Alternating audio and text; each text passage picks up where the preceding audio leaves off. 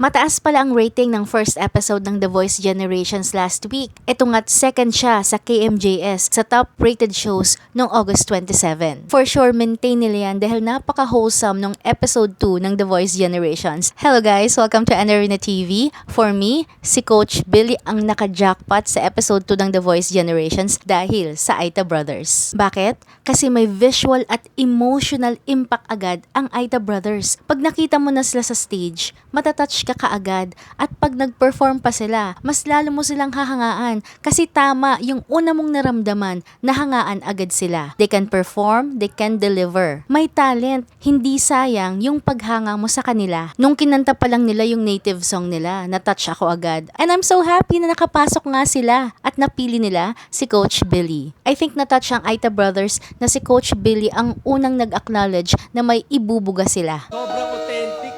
No! And I think swak sa kanila si Coach Billy kasi nakita naman natin na in terms of energy, match sila. Na-impress din ako sa The Queens, lalong-lalo na kay Jorn. Gusto ko yung boses niya. Pwede siyang pang solo artist after TVG. His voice is unique at saka may swag na siya.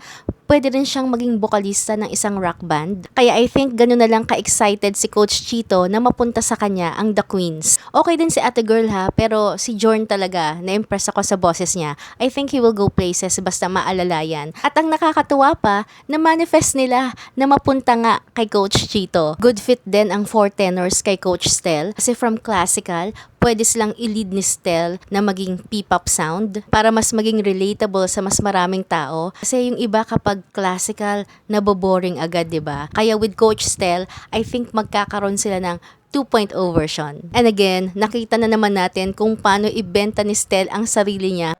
Na-excite po akong makatrabaho kayo. Kung mabibigyan man ako ng chance na makawork po kayo, hindi ko po gagalawin kung sino kayo, pero gagawan po natin ng paraan para may mapakita po tayong kakaiba. Di ba ang swabe? Napaka-spontaneous niyang magsalita na may laman. Si Coach Julie naman, malapit sa mga bata. Nung nag-rap na si Tatiana, hindi niya na napigilang tumingin. May talent yung bata. I think kaya malapit si Julian sa mga bata kasi nag-start siya as a kid. Kaya siguro nakikita niya yung potensyal kapag nakakarinig siya ng mga kids singers. Good job sa pagpili sa O-Duo na maging first contestant sa episode na to kasi napaka-wholesome ng story nila. Nakangiti lang ako habang kinukwento yung father and daughter relationship nila. Very inspiring yung dating. Ganong mga kwento ang gusto ko. May visual impact din sila tulad sa Aita Brothers. Kaya kapag nakita mo, parang wow, kakaiba. Parang you will look forward ka agad sa magiging performance nila. Kaya, congrats sa episode 2 ng The Voice Generations kasi pinakita niyong may diversity sa mga contestants nyo, may diversity sa looks at talents.